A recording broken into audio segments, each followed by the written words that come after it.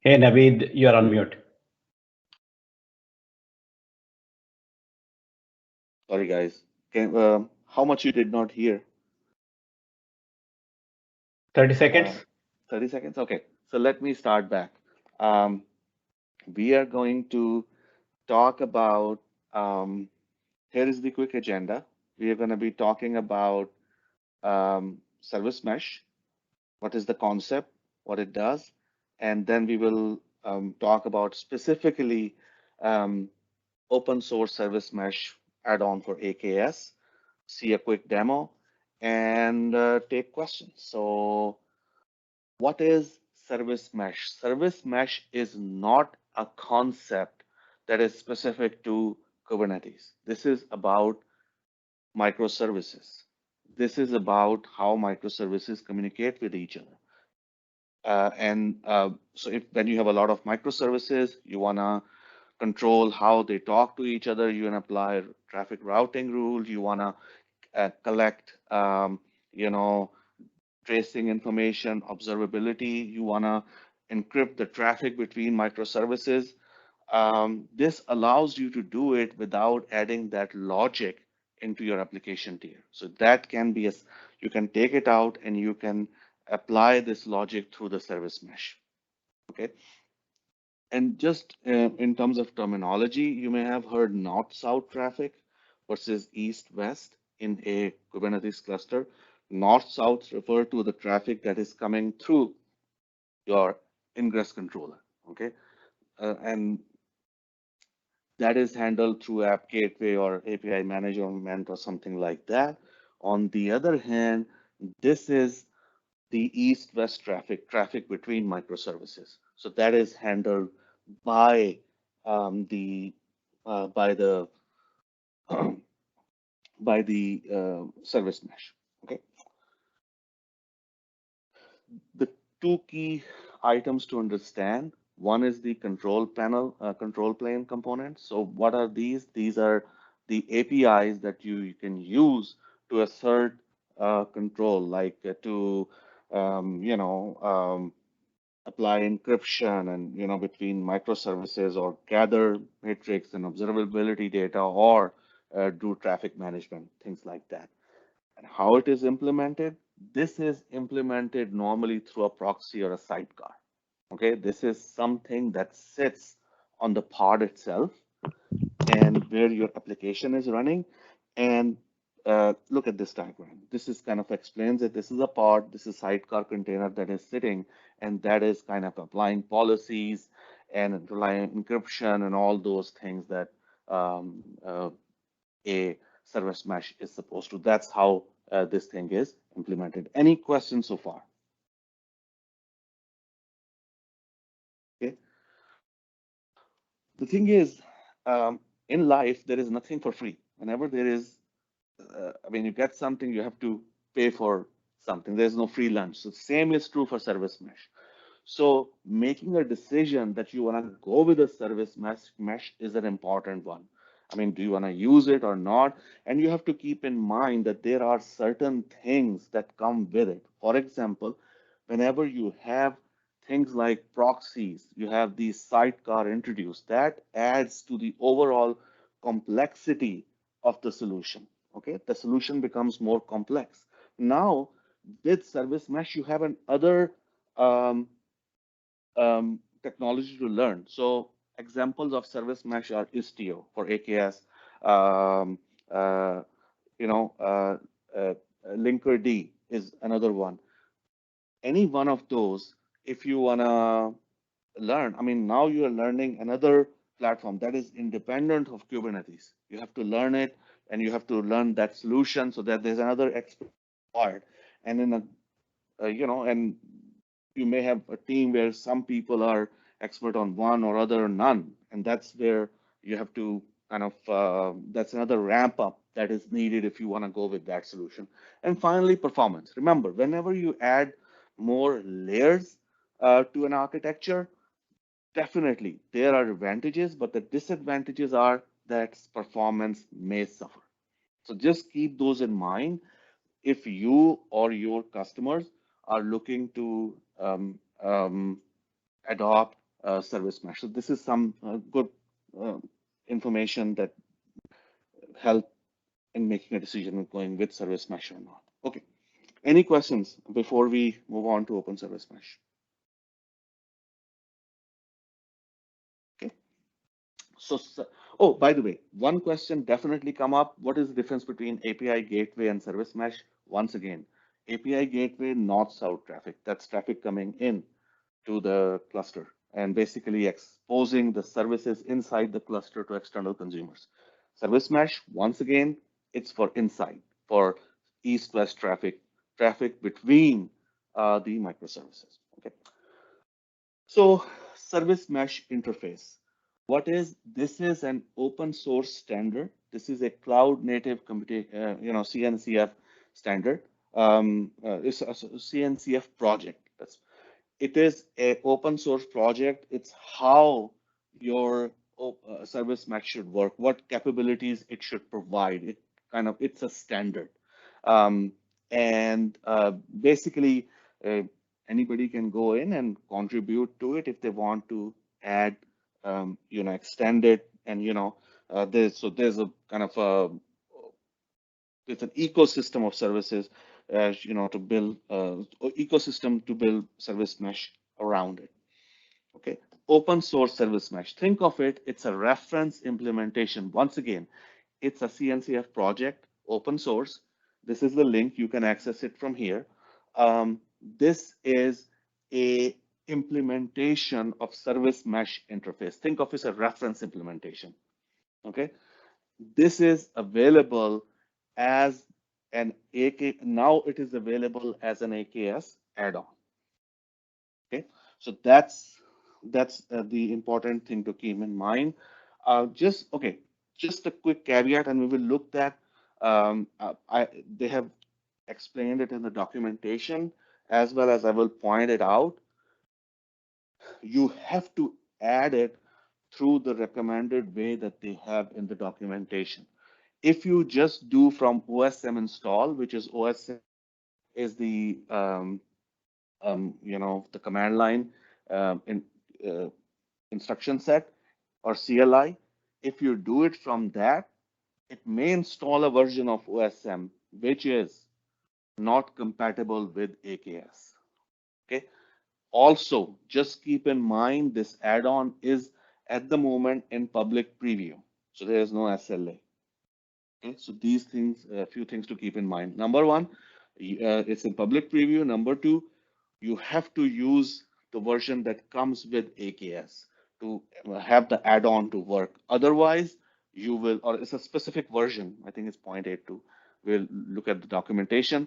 If you do an OSM install and updates the version, that may not be a very good idea because then the add-on will not work. Okay, so and you can install this add-on. You can install it either when you're creating the AKS cluster. If you already have a cluster, then you can install it later on. So basically, it can be added, or it can be a KKS cluster can be created from the get-go. Okay. So with that, let's quickly move on. Any questions before we move on to the demo scenarios? Hey, Naveed, I'm assuming that the security is taken care of by the APIs by themselves, right? Or is there any separate method while using? Security mean, basically you can implement security with that as Yeah, well. exactly. And Yeah. we will see, yes, exactly. That's the goal of it. I mean, that provides like how services should communicate with each other. And we will, and basically the first demo that there are two demos that we're gonna take a look at.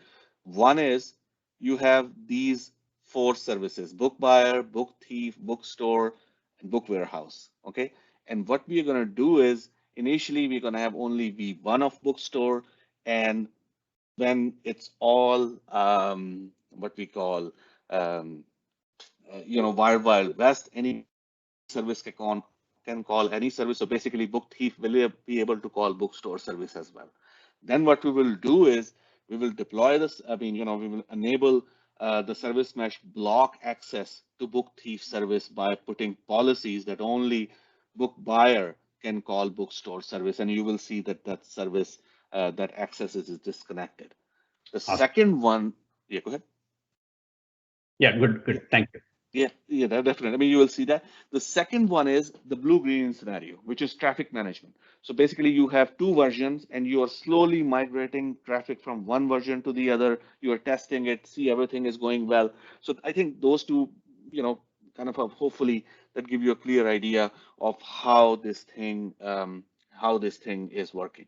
Okay, so with that, let me just quickly go into VS Code. By the way, the VS Code font size, is that okay? Or should I increase the font more? I can view. That's good enough. That's good. Okay. So first of all, I have two clusters deployed. One, I mean, I have already testing with one. This is the one that we are going to be doing. As you can see, this cluster already has this add-on. This is, um, have a managed identity enable, and it has um, uh, the add-on for open service mesh here. Okay.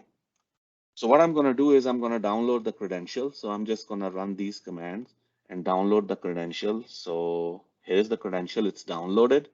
The next thing is I'm going to get the config map. So it will show us what is so it creates in the cube system, it creates an OSM config. So let's download the config map. Let's see what's the property of that service mesh that we have set up. And there is one property I want to go over. Okay, this is the one that is important.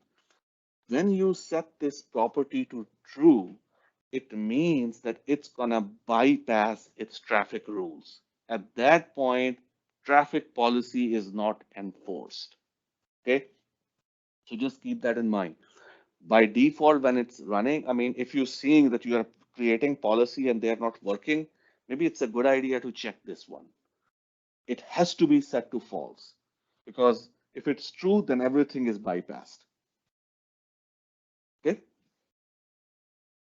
Then it shows you some things like, okay, what are the two services running? I mean, just wanna see here, there are two services that are running, OSM controller and then OSM config validator. These are the two services which are a part of this whole ecosystem of OSM, which is open service mesh. Okay. Next in the demo, that is demo related. I'm gonna create 4 namespaces. Then I'm gonna add those namespaces. Hey, these are the namespaces that you're gonna be controlling. Okay. And at that point, OSM will start pulling its hooks into these namespaces on pods and start and will be ready to apply our policy as we move further. Okay. So I'm just gonna create 4 namespaces and add those namespaces here. So once again, go in here, run selected text. 4 namespaces created, they are added, all are successfully added. So far, so good. And then, and by the way, I'm not doing any kind of very fancy example. This example is there in the documents. Take a look. I think it's very simple, straightforward example which give you the concept. So that's why I didn't, spend time on creating a new one, because it's simple enough. Okay. Um, any questions? Okay. Will this So support help now, sorry. Go creating ahead. namespaces, or is namespace having namespaces a requirement? Is the question. Oh yeah, I mean namespaces. You have to have namespaces where you're going to deploy your application. You know, ideally you don't want to put it in the default namespace. You see what I'm saying? So it's a good idea to create your own namespace and then apply it. That's how you can kind of focus how you are where you are applying policies. Okay. So what I'm going to do is I'm going to run these 4 commands. It's going to deploy the book buyer, book thief, bookstore, version 1, and book warehouse. Okay. And let's run this. Right now, we are not concerned about about the YAML of these applications, what they are. At this point, we are more concerned about, how we will interact with these applications. Okay. So what I'm going to do is I'm going to get one of the pod for book buyer, and let's run the selected text. And then I'm gonna, a very simple thing, I'm gonna port forward it to on my machine, and let's see what happens. So let's do this. Terminal, run selected text. Okay, so it's forwarding here. I'm going to open another terminal, and over there, I'm just gonna get the pod for book thief, run selected text. That's the pod for that. And I'm gonna pass it to, sorry, let me just copy the pod name from here. So this is, this is not nothing specific to OSM. This is how you forward the pod traffic. Run it again. So now I have two pods that are running. One is the book buyer, one is the book thief. So let's open this here. Localhost 8081 and localhost, and I will show you in a second, folks. 8082. Okay, so as you can see here, 8081 and 8082 both are showing that, as you can see, book thief is stealing the books and book buyer. Basically, what happens is, ideally, book thief should not be able to call bookstore. It should be blocked because it's not the allowed service. But right now, we are not applying that policy. So before we can apply that policy, let's go in here and set this flag to false. Okay, so let's go in here, and what we're gonna do is we are going to run the selected test. Okay, let me open another one here and run the selected test so we don't kill that port forwarding. Okay, I did it. Now at this point, there is no traffic going on without policy enforcement. So I have a policy. This is the access policy. I'm not going to go a detailed dive down on that, but just want to show it to you. This is the kind traffic target in that.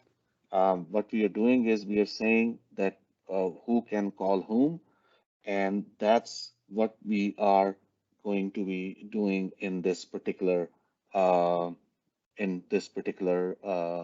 policy. Okay, so as we come here in this one, we are setting up rules as we are saying, okay, these are the headers that are coming in. Client app is book buyer, that should be allowed. Everything else is not allowed. So that, that's what this policy is all about. This is available. You can take a look at it and, find further detail. But at this point, this is the policy that you will set and allow it to go to either bookstore 1 or bookstore 2 when that becomes available. Okay. So let's do that. Let's select this and let's say terminal run selected text. It ran that policy. Okay, now let's go back to our UI. Okay, as you can see, book buyer, it's still buying books from V1. Let's go to book thief. Boop. Done. So think of it. We did not make any change in the application. Application pods have not been redeployed. Nothing. We are changing something, a layer, OSM that we are making changes to, and that's how we are controlling it. So these are the knobs that we are kind of turning that doing this thing. Okay, so clear separation from application code to a separate control plane. Okay, any questions? Okie doke. Now let's do something, another level of abstraction. What we're going to do now, we are ready to deploy V2. So now we are deploying another application. Okay, so let's deploy it. Okay, and let's run selected text. It has deployed that application. Now that application is running, and now we are ready to send partial traffic. So let's say we want to keep 80% with 75% with bookstore and 25% with bookstore V2. Okay, so that's how what we want to do. We want to send traffic that way. We're just testing if bookstore is working fine or not. In that case, this is as I said, this is traffic split policy. You have the services, this is the service, this is the backends, and that's the service, that's how you want to split traffic. Okay, so let's select it, terminal, run selected text.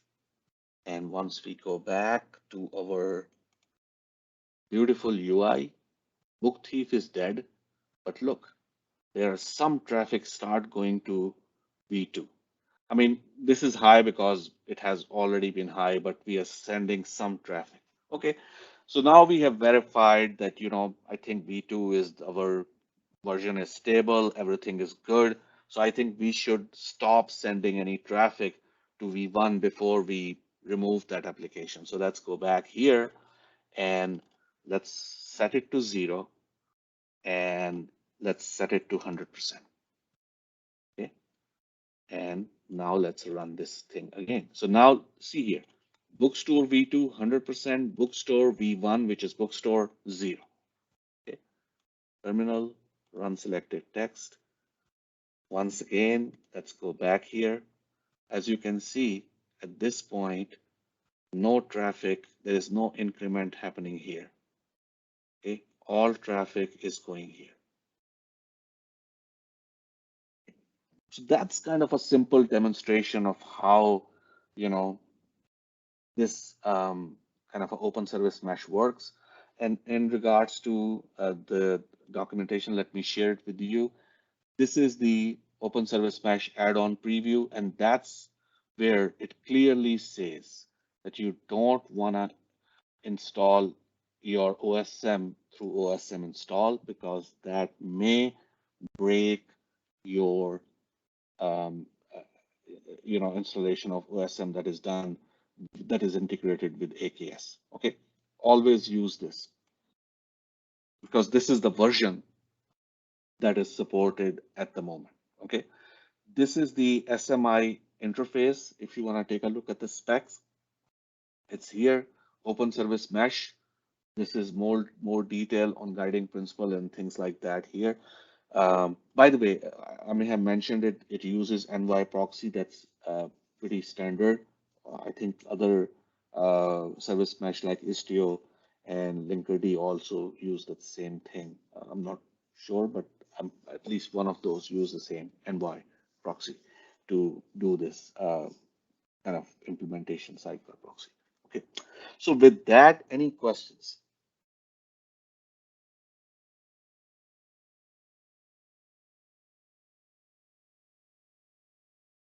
Okay. So let's Hey, go. Navid, how does this work at scale, managing configuration? Because customers have hundreds of APIs, and Exactly. This is the advantage. Actually, you should is use there is service there a mesh when you have hundreds of APIs and hundreds of microservices. It is not, I mean, it won't provide you much value if you have a few services yeah, where exactly. you can do change. I mean, maybe, simpler approach using just, something else like in the Yeah, code or in the configuration of the services should do the trick. This is exactly for that scenario where you have hundreds of microservices. And, yeah. that's where you want to kind of orchestrate, but I shouldn't use the word orchestrate. That's where you want to, redirect traffic and gather observability data and encryption. That's where it works. So is there a visualization for that based on the configuration? Visualization. Basically, I'm not sure. I have to look. I don't have a diagram here, but basically it will be inside the AKS cluster. It won't be outside, I Oh, mean, you just access it from your OSM command line or kubectl. That's where you will be doing most of the stuff. Everything else will be inside the AKS cluster since it's an east yeah. west.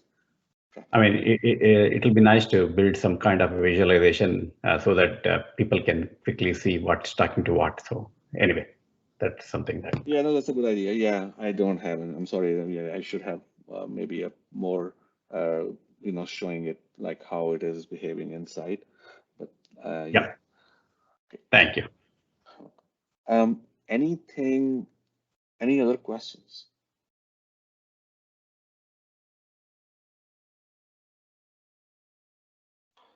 Okay, doke. Thank you very much for joining and hope to see everyone next week for another session of Azure Power Lunch. And I hope everybody has a safe weekend and goodbye.